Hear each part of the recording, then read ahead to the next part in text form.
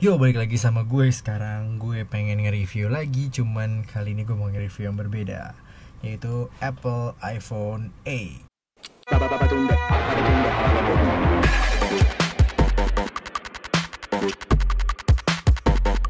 Oke, jadi dari judulnya ini sebenarnya unboxing Apple iPhone 8. Nggak unboxing banget karena sebenarnya handphone yang udah gue pakai, tapi baru di unbox. Tapi nggak apa-apa lah, biar lebih seru. Jadi ceritanya unboxing. Oke, kita buka. Tada. Pertama dari kotaknya yang gue suka dari Apple iPhone 8 yang baru ini ya, Space Gray. Dia di sini tuh warnanya gray black. Dimana yang sebelumnya tuh warnanya putih kotaknya, kecuali yang iPhone 7 Jet Black.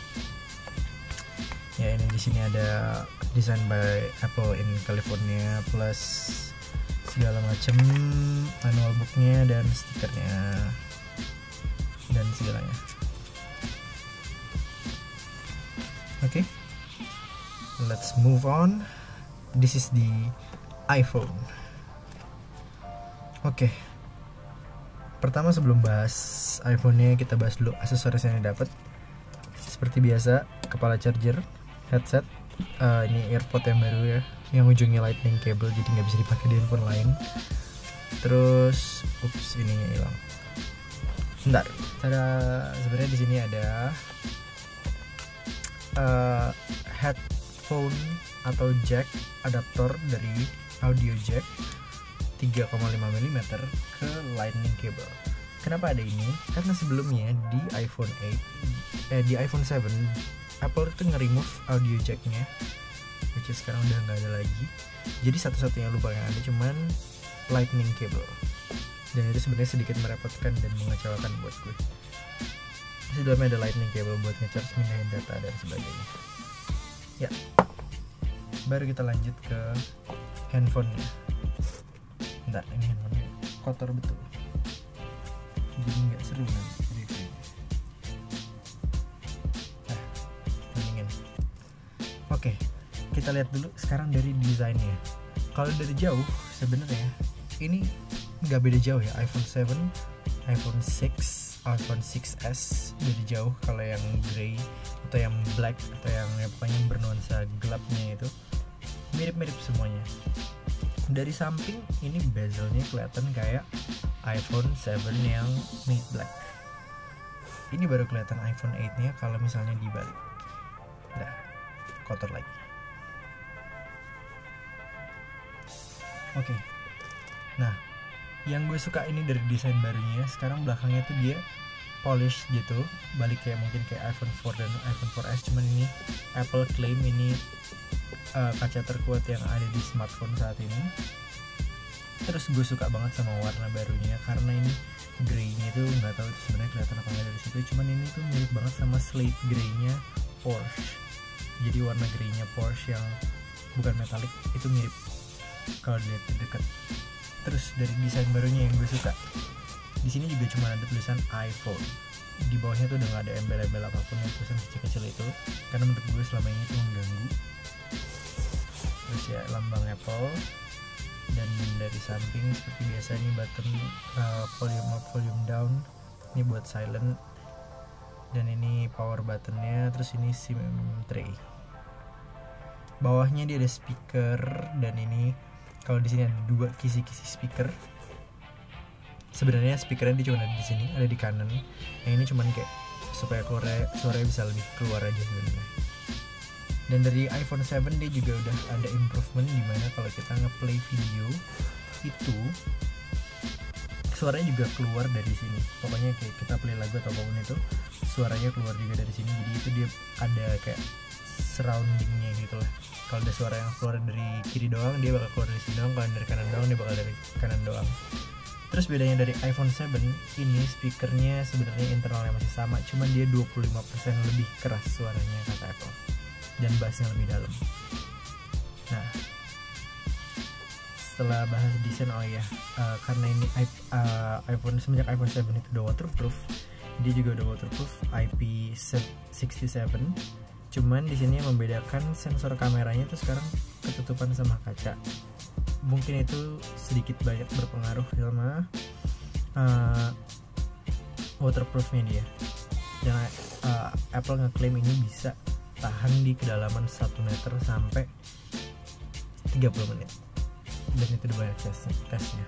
Oh ya, buat kalian yang suka iPhone 7 atau 7 Plus dalam format jet black, dalam warna jet black, tapi kalian tuh kesel karena belakangnya gampang banget baret, ini tuh solusinya, karena dia belakangnya polish juga tapi dia nggak gampang baret. Ini scratch proofnya banyak video-videonya yang udah dites, dan depannya juga dia sebenarnya scratch proofnya tuh improve lah dari iPhone yang sebelumnya. Nah, coba kita tes dari suaranya dulu ya. Ini suaranya.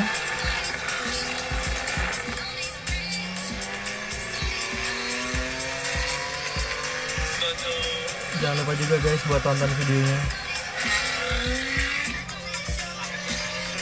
Oke. Jadi sebenarnya dia dari suaranya itu ada improvementnya. Terus kalau untuk displaynya itu sendiri, displaynya dibanding sama iPhone 7 bedanya nggak ada bedanya, kecuali ini dia sekarang punya true tone display, dimana white balance-nya itu dia bakal nyesuaiin sama lingkungan sekitar, dimana dia harus lebih biru atau lebih kuning. Tapi bad newsnya kalau kalian nyalain true tone-nya ini, dari pemakaian gue selama 1 minggu lebih ini, dia lebih boros baterai. Ngomong-ngomong masalah baterai, ukuran baterai dari iPhone 8 ini dia lebih kecil dari iPhone 7, kurang lebih se-iPhone 6. Dia 1810 mAh kalau nggak salah. Gue juga nggak tahu kenapa dia ngecilin baterainya, mungkin karena sekarang dia support fast charging, dimana dia dalam 30 menit itu diklaim udah bisa 50%. Cuman untuk fast charging itu sendiri kita harus beli adapter dari Apple-nya, dan itu agak mahal. Tapi kalian juga bisa sih sebenarnya beli adapter lain, meskipun nggak disarankan. Adapter lain yang 2 ampere itu bisa nge-charge ini lebih cepat, dan gue udah nyobain itu mungkin sekitar 1,5 jam lah itu dari 0% sampai full. Tapi kalau pakai wall charger biasa itu sekitar 2 jam lebih dikit, itu dari 1% sampai full. Dan ngomongin masalah charger, kenapa dia sekarang belakangnya glass? Karena sekarang Apple udah support wireless charging yang key standard, dimana kita bisa pakai charger wirelessnya Samsung atau charger wireless lainnya yang support key standard. Oke, setelah itu apa beda signifikannya dari iPhone 7? Dia punya chip baru, dimana itu chipnya Apple Bionic A11 yang punya 6 inti 6 core, dan itu diklaim sebagai fastest smartphone yang ada saat ini. Emang sih emang cepet banget. Contohnya itu kayak misalnya gue fingerprint gitu ya, itu dia jauh lebih cepat dibanding sama iPhone sebelumnya kayak iPhone 6 atau iPhone 7. Tapi itu cuma contoh kecil doang, dan kalaupun gue multitasking sama app yang banyak, dia juga tetap cepet dan less panas kalau kalian main game atau apapun itu yang agak berat. Nah, untuk storage-nya sendiri yang iPhone 8 ini dia ada cuman 64GB sama 256GB, dan kebetulan yang ini tuh unit yang 256GB itu memaksa buat orang yang sebenarnya buat gue 128GB itu cukup, atau 64 sebenarnya sedikit kurang. Ya mau gak mau gue harusnya jadi belinya yang 256GB dengan selisih harga yang cukup banyak, dan itu menurut gue sedikit memaksa untuk konsumen beli yang highest levelnya. Yang gue gak suka satu lagi dari Apple, kayak misalnya kameranya. Misalnya kameranya itu gue pengen kamera yang di iPhone 7 Plus atau 8 Plus, karena dia dual kameranya dan itu keren banget hasil fotonya, yang belakangnya bisa blurry gitu. Cuman kita dipaksa untuk membeli yang Plus kalau kita mau dapet dual kamera. Sayangnya di iPhone 8 ini dia cuma ada single camera, meskipun dia ada improvement dibanding dari iPhone 7. Improvementnya itu slow motionnya dia bisa 1080 pixel, 240 frame per second, dan untuk recording video 4K dia bisa 60 frame per second, yang sebelumnya cuma bisa sampai 30 frame per second. Mungkin untuk orangnya yang sering menggunakan smartphone-nya buat bikin video dan segala macam, itu berpengaruh besar ya. Tapi kalau yang biasa-biasa aja, ya kurang ngaruh juga sih, biasa aja gitu ya. Sekarang untuk ngeliat softwarenya, dia memakai iOS 11 dari bawaannya. Jadi untuk iOS 11 mungkin di iPhone 6 dan 7 banyak hangnya atau masih banyak bugnya, yang ini lancar-lancar aja, syukurnya.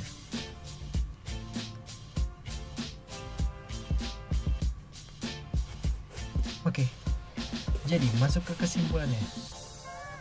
Kesimpulannya, kalau kalian mau upgrade ke iPhone 8 dari iPhone 7 itu beda-beda tipis, karena ini sebenarnya lebih cocok dibilang iPhone 7s kalau menurut gue. Dan sebentar lagi bakal ada iPhone 10 atau iPhone X yang itu menurut gue lebih worth buat upgrade ke situ, karena bedanya itu banyak banget. Terus kalau untuk upgrade dari iPhone 5s atau 6s ke sini itu masih oke, tapi saran gue mendingan belinya nanti aja, tunggu harganya turun. Oke, jadi itu aja yang bisa gue review dari iPhone 8. Ketemu lagi nanti di video-video berikutnya.